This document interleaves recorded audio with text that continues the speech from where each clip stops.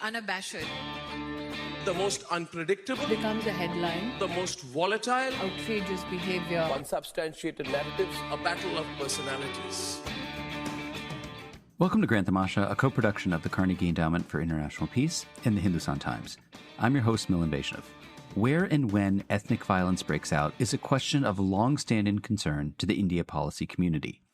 Previous work in political science has pointed to a diverse array of factors ranging from civil society bonds to elite networks and coalition politics as potential explanations. A new book by the scholar Aditi Malik highlights political parties, specifically party instability, as the principal culprit. In her new book, Playing with Fire, Parties and Political Violence in Kenya and India, Aditi highlights how the levels of party instability informs the decisions of political elites to organize or support violence. Settings marked by unstable parties are much more vulnerable to recurring and major episodes of party violence than those populated by durable parties. This is because transient parties enable politicians to disregard voters' future negative reactions to conflict.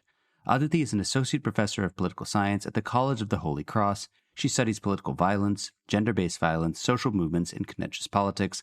I am pleased to welcome her to the show for the very first time. Aditi, congrats on the book. Thanks so much, Milan, and thanks for an invitation to talk about it as well. Super excited to have you. I want to start by asking you about the kind of inspiration or the origin story for this book. I think it's in the acknowledgments section at the very start. You talk about how back in February 2002, you were a student in Delhi, attending school. You saw the Gujarat riots break out. That prompted for you a lot of questions about how and why and where these riots happened. And then a few years later, you were in college, a college student, 2007, 2008, and you saw this really horrific post-election violence break out in a very different setting, which was the East African country of Kenya. And you say that, these two incidents left a mark on you that in some ways have, I think, kind of informed and led directly to this book. Tell us a little bit about how you took in these violent incidents. What questions in your mind did they sort of prompt? Yeah, thanks so much. So you're right. I think if there is an origin story for this book, it goes back to 2002. And so I've been thinking about these questions for well over 2 decades now. And I was in Delhi at the time. I was in school and I grew up in a couple of different cities across India, but finished school in Delhi. And by that point, I had developed a pretty strong interest in human rights. So I used to read pretty broadly about repressive regimes around the world. But I was also fortunate that in my family, discussion of Indian politics was pretty commonplace. So we would talk about politics and what was happening, in the country quite a bit. And I remember that when the Gujarat pogrom broke out, I was very disturbed by it, but also just couldn't make sense of it, right? On the one hand, we had this glossy India Shining campaign in the early 2000s. And at the same time, we were seeing horrific violence in one of India's wealthiest states. So I was, really puzzled by what was going on. And I was fortunate that we had a television at home. But I was especially fortunate that the TV was not in my parents' bedroom. So I would sneak into this common room late at night, after my parents and sister had gone to sleep, and watch coverage, right, on Indian TV channels about what was going on in Gujarat. And even then, a number of journalists suggested that the violence in Gujarat would benefit the Hindu nationalist Bharatiya Janata Party in the upcoming assembly elections. But as a teenager, that link was very, very hazy for me. And now, of course, we have excellent research from Rahil Dhatiwala and Michael Biggs and Christophe Jaffrelot and others showing that the BJP actually benefited most in those areas that saw the most severe violence. But I couldn't make sense of this. And, I just remember watching the news a lot and having a lot of questions that were generated by what happened in Gujarat. And, a few years later, I moved to the US and I went to a very small liberal arts college called Franklin and Marshall in Pennsylvania. So not very different from the kind of institution that I teach at now. And I was a government major in college. So I ended up taking a lot of classes with the Africanist in the department, Susan Dicklich Nelson. And that's because she specialized in human rights. And we didn't have a South Asia specialist in the department. And so it just so happened that, African politics really ended up opening itself up for me as an undergraduate. Because in my social studies curriculum in Delhi, I'd learned a little bit about Pan-Africanism and some anti-colonial movements in a few countries in the region. But I really had very little understanding of the politics of different African countries. And so that was exposure that I only got as an undergraduate. And it was during these years that the post-election crisis in Kenya in 2007, 2008 also unfolded. So just for listeners, this was a period of pretty severe political violence in Kenya after the disputed election or disputed presidential election of 2007, around which there were widespread perceptions and allegations of electoral fraud. And the violence in Kenya claimed the lives of over 1,100 citizens. And it was very clear that there were political machinations behind the violence. So I was brought back in many ways to some of those questions from more than 5 years earlier that I'd first started to ask in the wake of the Gujarat riots in India. And, ultimately I would, pepper my undergraduate advisor with like, can you explain this to me? I don't really understand, right? How parties are carrying out violence, but also why some of this seems to be working. And she was the first person to suggest that maybe I want to consider graduate school and going on to a PhD.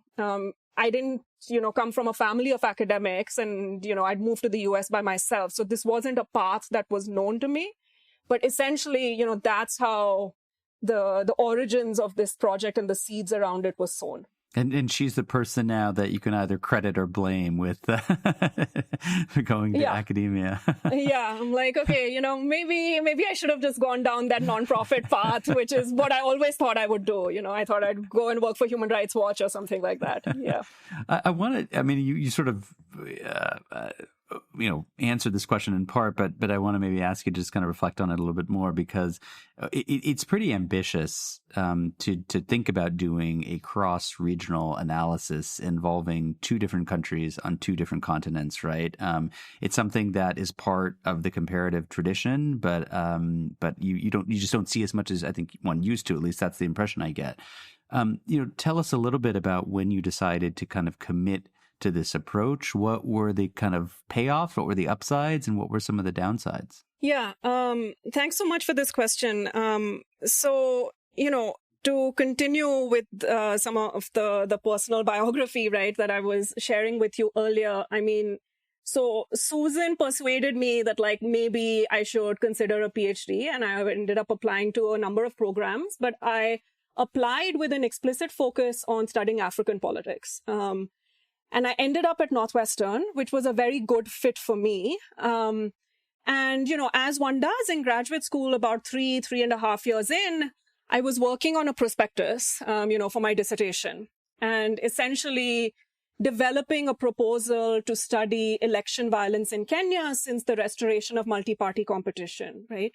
So since multi-party competition was restored in Kenya in the early 1990s, a number of elections have been accompanied by violence, while others have concluded relatively peacefully. And even among violent elections, we have seen some areas of the country afflicted by conflict, while others have not been affected, right? Or at least not at the same scale. And so I was developing one of these classic comparative politics proposals to study longitudinal and spatial variation in election violence in Kenya.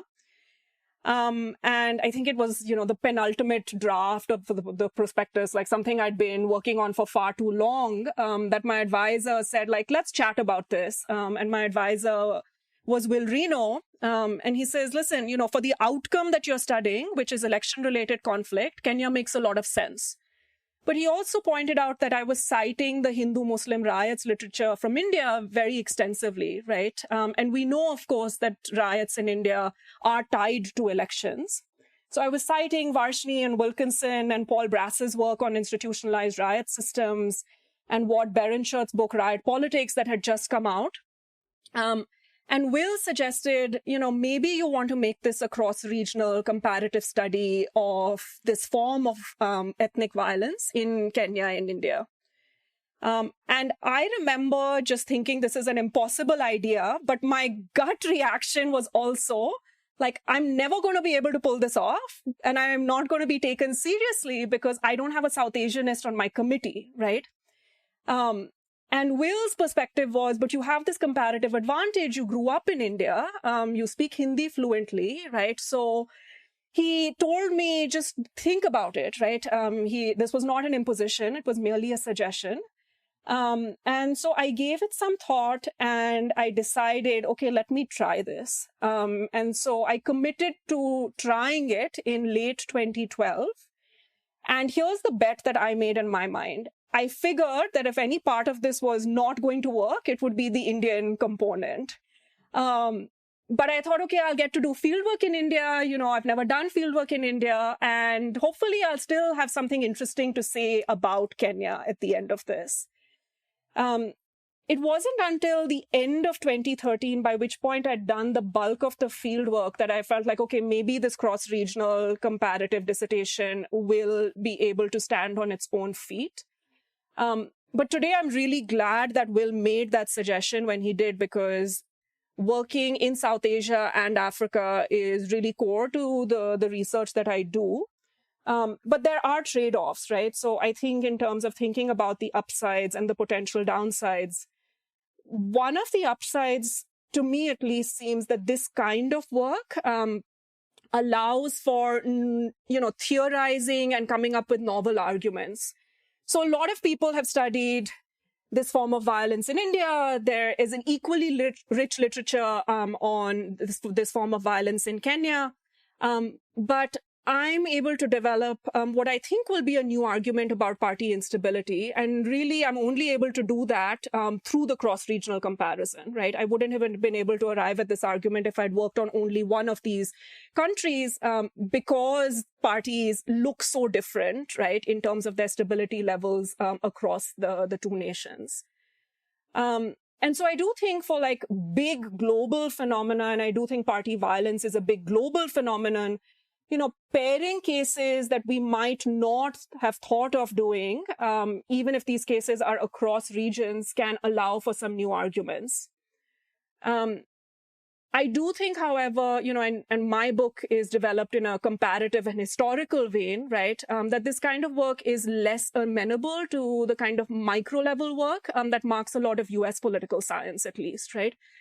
So one of the literatures that I speak to in the book quite directly is the election violence literature. And that literature has developed really in leaps and bounds since, I started working on this project. But it's developed largely in a micro direction, right? We have much more fine-grained data, granular data about the drivers of election violence, the consequences, the implications. I do think, though, that, if you work cross-regionally on two continents, given very real resource constraints, my research is less amenable to making those kinds of claims. And so that's one of the reasons that the book is, more macro and comparative and historical. Trying to understand Asia is like piecing together a giant jigsaw puzzle. 40 countries and more than 2,000 languages. Asia is home to some of the fastest growing economies, and it can be incredibly hard to cover this part of the world. So we're starting the Big Take Asia, a weekly news podcast from Bloomberg. I'm Wan Ha. I've been covering Asian news for more than a decade at Bloomberg. Listen to Big Take Asia wherever you get your podcasts. Well, just to rewind for a second, when you mentioned that, first of all, let me say, when you read the book, it looks like Kenya and India are also always meant to be part of the conversation. So it doesn't seem like something that came later. I mean, it's like that's how it was meant to be. But you said in the previous response that, your plan B was like, well, the Kenya thing is going to work. I'm not so much sure about the India thing, so we can figure out how that goes. Was that skepticism or caution or concern about kind of the sensitivity of the subject, getting access? What was it that made you think like, well, okay, I feel like the Kenya thing will pan out. I'm not so sure about India. I think, to be very honest, it was just a feeling that I didn't have the training to do work that would be credible in South Asia, right? So I think it was about the ways in which graduate school sort of socializes us into certain identities and into thinking about, right, what work we can and cannot do. The issues around access and particularly access to politicians and political party leaders, really became front and center once I was in the field. I mean, you can think about this while you're at your desk in terms of how you're going to gain access, but it's very different once you're in the field and actually doing the work. And so that became a concern later. But initially, my hesitation was just, I don't have the cred, right, to pull off the India part of this. Right. It's like that common grad school feeling of like imposter syndrome, right? Where it's like you're always questioning. I think we've all been in there. Like, am I really the person to do this? And do I have the ability to do this seriously? The central argument of the book is that when you have party instability, this can condition political elites' decision-making about supplying party violence, as well as the kind of scale at which to do so, right? So as you described in the book, in places where parties are transient, they don't know whether or not they're going to be around in the near future, politicians have these very shortened, truncated time horizons, and they discount possible punishment from voters, right? Voters who might punish them for engaging in or fomenting, inciting violence. In contrast, you have certain other places where party stability is greater. You kind of know what the political offerings are. They don't change a whole lot. Politicians know they're going to be around for a while, so they have these longer-term horizons, and they're going to be very wary of kind of crossing voters, right, and doing things that they may disagree with. There's been a lot of research, you know better than I, about the role of elites in political violence. What had this literature been missing in your view, right? I mean, was it just that, political parties were kind of this black box and that you wanted to go inside that? Where did you see yourself kind of fitting in? Yeah, so I think the book, hopefully makes 3 contributions to the existing literature on the role of elites in ethnic violence. The first contribution is, insofar as there is a consensus, right, that these forms of violence cannot occur without elite involvement, it seemed to me that much of the existing scholarship was proxying elite incentives, right? And I tried to actually access politicians and political party leaders, including those with involvement in prior episodes of violence in both countries. So I hope one thing that the book can bring to the table, right, is through the qualitative evidence, insights from these leaders themselves, right, in terms of the calculations that they made. The second contribution that I hope the book makes is based on my reading of the existing scholarship. There seemed to be this implicit assumption that this form of violence, whether it's in Kenya or India or Nigeria or Cote d'Ivoire, right, or elsewhere, I mean, this form of violence takes place because it works for politicians, right? So if we think about incumbent-driven violence, where ruling politicians might target opposition supporters, they might succeed in depressing voter turnout amongst opposition voters and run away with the election, right? But I didn't think there was enough theorizing about the potential costs of violence. And while I was in the field, speaking to ordinary citizens, over and over again, these individuals would talk to me about how major episodes of violence had really cost them, right? Had left sort of irreparable marks on their lives.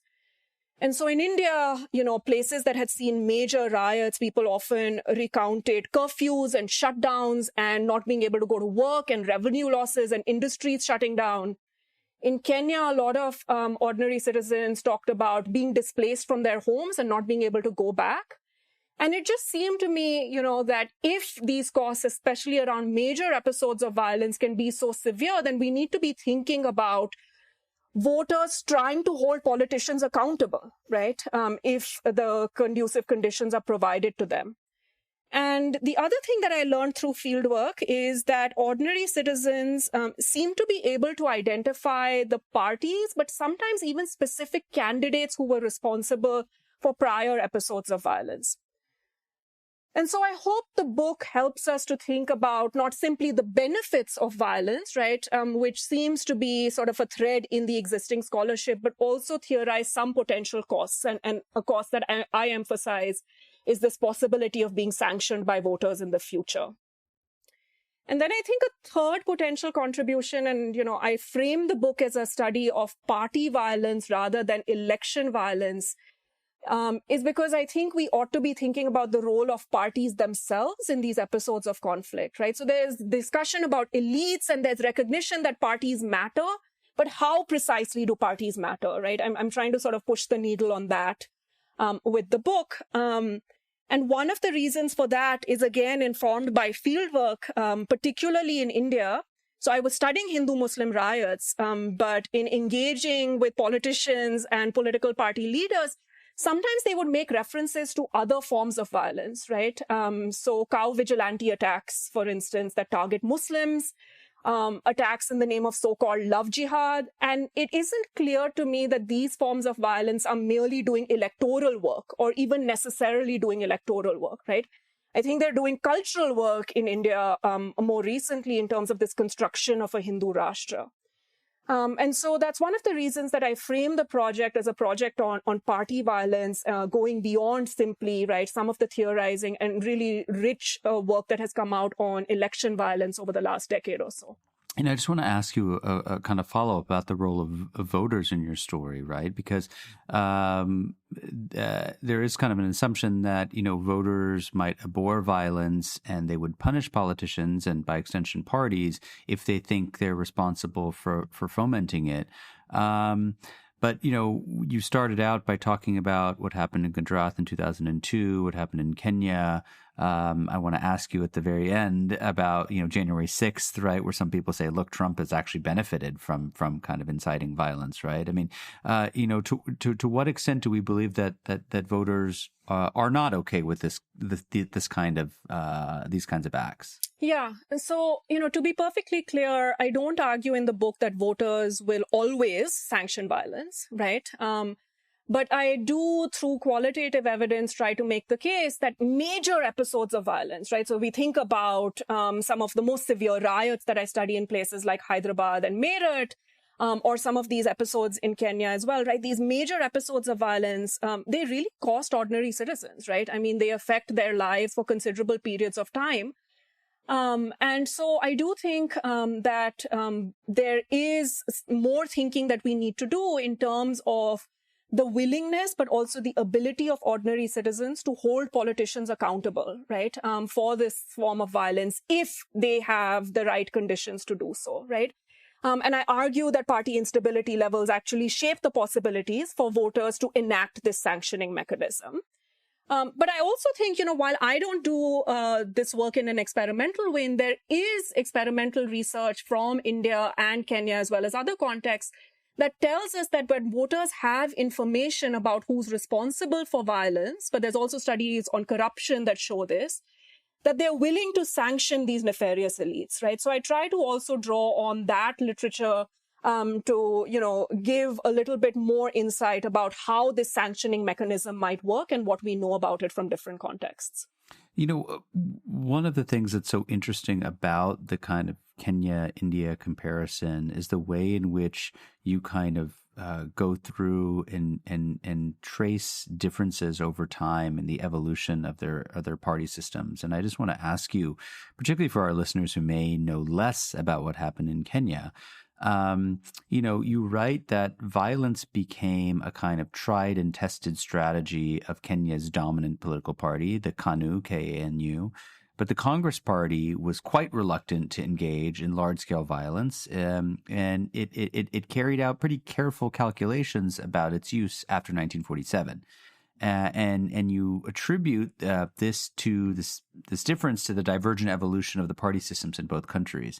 Just tell us a little bit about how these systems evolved. They were, of course, both British colonies, both went through this post-colonial kind of process of political development. How do you contrast these two? Yeah, thanks so much. So, I'm really glad that we have a chance to talk about this, because one of the central arguments of the book is that parties in Kenya and India developed in radically different ways.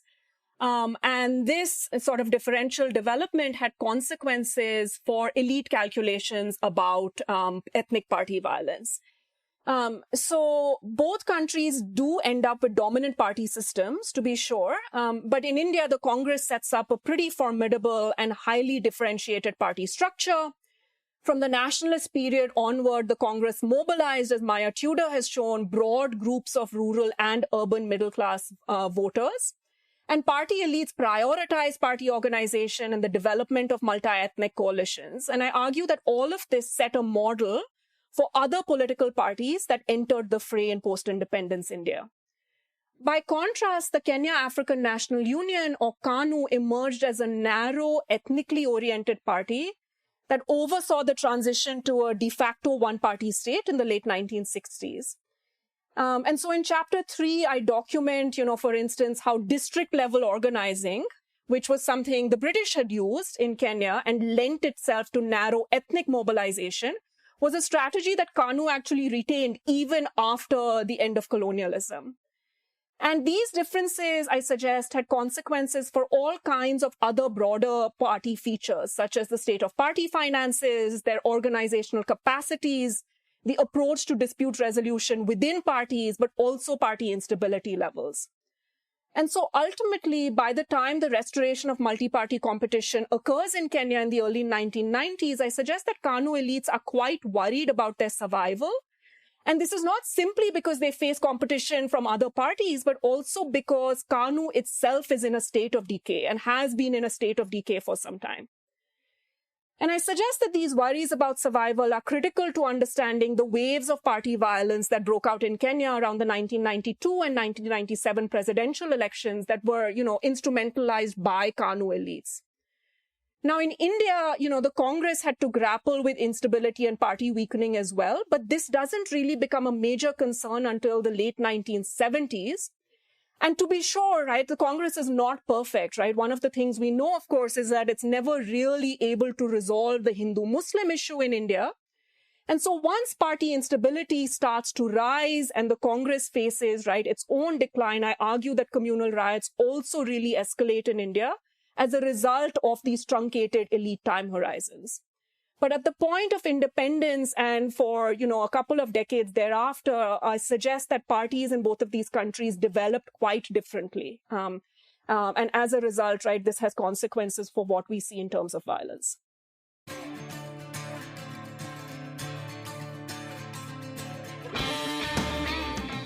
Hey, Granthamasha listeners. Thanks for listening to the podcast. Putting this show together each week is a labor of love, but it takes a lot of work to put out a great show every week. If you'd like to support the work we do at Granthamasha, please visit ceip.org/donate. Don't forget to subscribe to us on Apple Podcasts, Google Podcasts, Spotify, or on your favorite podcasting platform, so you'll be the first to know when a new episode rolls out.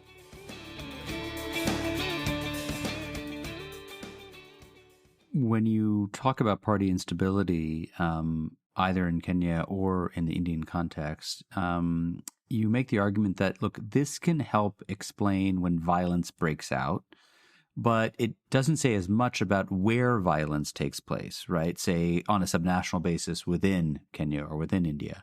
But in your study, you talk about other factors that can help us understand sort of the spatial patterns of violence. So walk us through some of the things that you think matter if you want to understand, where violence takes place in a country like India at a more granular level. Yeah, this is another important question and brings me right to the design of the book, in that it's not only a cross-regional comparison, but I have these sub-national comparisons within the two countries, right?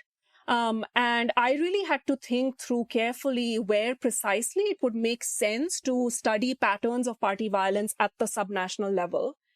So one source of data that I used to help guide this decision were event data sets, right? So I used the Varshney-Wilkinson data set and the Mitra Ray extension to that in India, just to try and get a sense of sort of what was happening nationally, but also in, different subnational sites in terms of the trajectories of riot violence from the 1950s onwards. And I developed... And I should just say for our listeners, sorry to interrupt, Aditi, that these are kind of the go-to data sets for people who are interested in kind of communal riots. They've been used in a variety of studies. The original data set done by Varsity Wilkinson, and then the extension, which extends the time series. Yeah. So, I had those two data sets for India. I developed a similar data set, an original data set for Kenya. But sticking to the Indian context, right? I mean, I think we can think about these spatial patterns being shaped by a number of variables. We might think about this in demographic terms. So given what we know about Hindu-Muslim riots in India that are tied to parties, we know that such violence disproportionately victimizes Muslims, right? So this means that one would need to select research sites where there is a sizable Muslim minority population. But simply significant Muslim presence is not necessarily enough, right? And so we know from a lot of constructivist work going all the way back to Paul Brass that there needs to be an active construction of certain communities as a threat to, in this case, the dominant group's interests, right? So Hindu interests. And so, I was thinking a lot about Brass and places where seemingly quotidian disputes could be converted into larger episodes of violence. So these were some of the criteria that I used to select my subnational research sites in India, which were Hyderabad and Meerut principally. But while I was in Meerut, the Muzaffarnagar and Shamli riots broke out in rural, parts of Uttar Pradesh. And so 2 years later, I went back to Muzaffarnagar and Shamli to conduct fieldwork there. So, while we're on the spatial question, I think something that's important to bear in mind is there are a number of things that seem to be happening in India, right? There is a decline in major riots in cities, but we're also seeing party violence, specifically anti-Muslim violence in places where it's historically not been common. And I think the villages in Muzaffarnagar and Shamli that were afflicted by violence in 2013 are an important case in point here.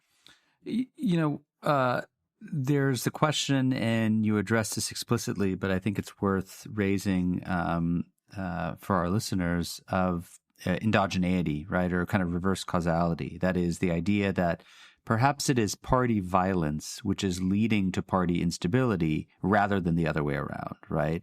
So if we focus on the Indian case for the moment, what makes you confident that the kind of general kind of causal arrow is moving from, look, you have this party instability, that's going to change the incentives and increase the incentives for politicians to engage in violence, rather than the other way around, which is you have this violence that shakes up the party system, and that's really what's happening in your story. Yeah, so I do deal with this explicitly, and I try to pay attention to it in many different parts of the book.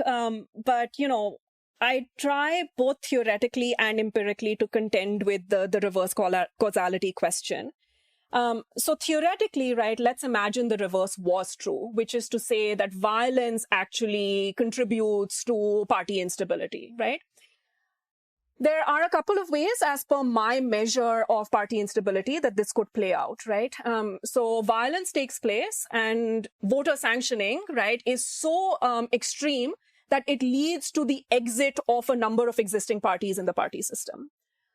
The other pathway could be that new parties enter the electoral arena as a result of or in the aftermath of an episode of violence.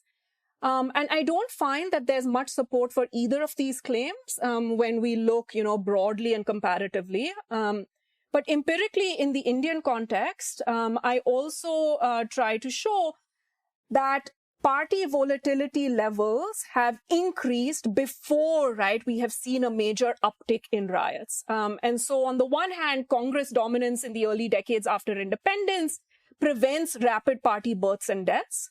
And while India was not entirely free of riots, to be sure, right, this major spike in riot violence becomes a frequent phenomenon after party instability levels have increased quite dramatically, right? At the same time, I also try to show that since parties have reverted to becoming more stable since the early 1990s, severe riots have decreased, right?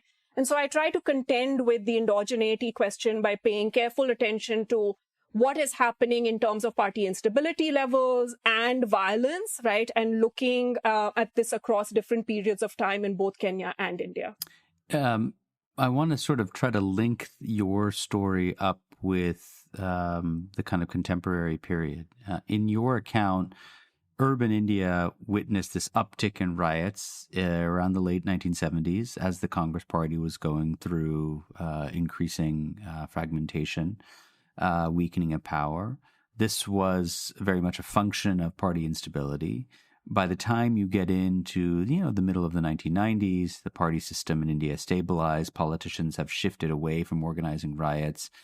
But, if you look at 2024, arguably for the past 10 years, we've been in a very different party system. We've been in a BJP dominant system, right? So we have a kind of hegemonic party. The identity has switched from Congress to the BJP.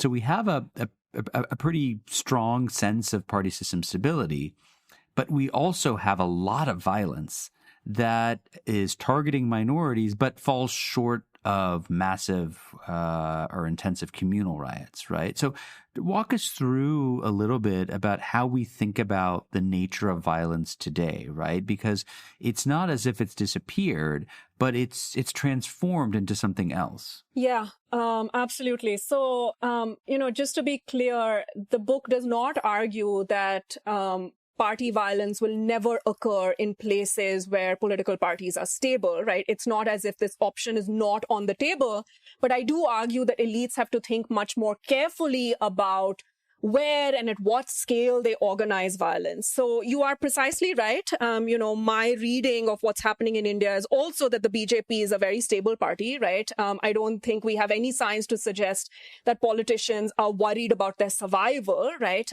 If they're affiliated with the ruling party in India. But I do argue that what we're seeing in terms of these newer modalities of violence, right? So attacks by cow vigilantes, assaults in the name of so-called love jihad, assaults on Muslim and Christian sites of worship, right? I think a framework that takes party stability and instability levels seriously can help us to account for some of this, as well as episodes such as rural riots in Muzaffarnagar and Shamli, right? And that's because I suggest that politicians who are affiliated with stable parties will want to minimize costs such as voter backlash. And this means that they will try to avoid instrumentalizing severe episodes of conflict, right? So in the Indian case, major riots. But lower level violence, and I don't mean to use this term to diminish just how grave, right, some of these newer forms of conflict are. I do think more targeted violence in the way that we're seeing, right, more targeted anti-minority attacks that do not result in costs for as many people, right? Certainly the costs are not felt across all communities in the ways that we saw when major riots used to take place. This means that stable parties can gamble with these forms of violence, right? And I think some of what we're seeing with the evolution of party violence from major riots to these targeted anti-minority attacks under the BJP is consistent with what we would expect, right, to see in places where there are stable parties that might benefit from some forms of violence, right, whether electorally or more sociologically, but will want to avoid major episodes. So in other words, you have forms of violence that to take place in ways where accountability becomes very difficult. Absolutely, right. And so some of this violence is actually not easily traced back necessarily to politicians within, right, political parties themselves, but there are these, extra legal groups like Gaurakshaks, right, that are doing some of this work as well. And so, the forms of violence, the scale of violence can shift, right, when we are in a stable party context. And I don't argue that violence will disappear altogether. So I want to ask you, just to kind of conclude, about something that you raise at the very end of the book when you're sort of talking about, how this argument and how this framework travels to other places. You talk about the United States, which seems apt given that we've just had an election in which Donald Trump has won election for the second time. You raise the example of January 6th and the violence that we saw at the Capitol, this insurrection, which, arguably the president sort of fomented, although that case is now going to be on hold for some time. You call the incident infamous as well as predictable. And I was interested in your use of the word predictable, right? In your mind, why was the violence predictable? And how does it fit within, this broader framework that you've been talking to us about today? Yeah. So in terms of unexpected turns that this project took, one unexpected turn was incorporating the Indian case. I didn't think that was a direction that I would pursue when I went to graduate school. And I certainly didn't think that I would end the book by talking about election violence in the United States. But by the time January 6th took place, I was preparing to put the manuscript under review. And so I'd been writing and thinking about parties and violence more than I think is probably healthy for any one individual to do. But I also remember, just thinking, when allegations were made that the 2020 election had been stolen, that this is really bad. And I remember my stomach kind of dropping. Because when these claims have been made elsewhere, whether in Kenya or Cote d'Ivoire, the outcomes have not been good, right? We've seen post-election violence claim the lives of thousands of citizens. And so I have to say that while I was horrified by what happened on January 6th, I wasn't entirely surprised. Essentially, you had the president openly questioning the legitimacy of a democratic contest. And this combined with other claims about how the US was heading in the wrong direction or would be heading in the wrong direction under the Democrats made violence thinkable, I think, for a lot of people who stormed the Capitol on January 6th. I will say that the scope conditions of my book, going back to a point that you brought up earlier, apply to those places where accountability institutions are weak, right? So if we expect the courts to really go after politicians with a hand in violence, then, the ways in which my argument plays out might not apply. And so in this sense, one could suggest that the United States and January 6th falls outside of those scope conditions, which is how I treat it in the book as well. But I do use the attack on the Capitol as an instance through which we might learn some things about politicians' time horizons and the implications of these time horizons for the willingness to engage with, fomenting, or mobilizing violence. My guest on the show this week is the scholar Aditi Malik. She's the author of a brand new book, Playing with Fire, Parties and Political Violence in Kenya and India. She's an associate professor of political science at the College of the Holy Cross. Paul Stanley, who is one of the leading scholars in this field, also a non-resident fellow with our program at the Carnegie Endowment, calls this book a deeply researched and compelling study of when political parties are most likely to deploy violence. This book deserves close attention and sustained engagement from anyone interested in the complex relationship between violence and democracy. Aditi, this was a pleasure to read. Thank you so much for coming on the show, and best of luck with the book. Thank you so much, Milind. I really enjoyed our conversation. Grantamasha is a co-production of the Carnegie Endowment for International Peace and the Hindustan Times. This podcast is an HT Smartcast original and is available on htsmartcast.com. You can also find us on Apple Podcasts, Spotify, or wherever you get your podcasts. Don't forget to rate and review. It helps others find the show more easily. For more information about the show, to support the work we do on Grantamasha, and to find the writing we mentioned on this week's episode, visit our website, grantamasha.com. Tim Martin is our audio engineer. Mira Verghese is our executive producer. Additional assistance is provided by Annabelle Richter. Thanks for listening, and see you next week. This was a Hindustan Times production brought to you by HT Smartcast. HT Smartcast.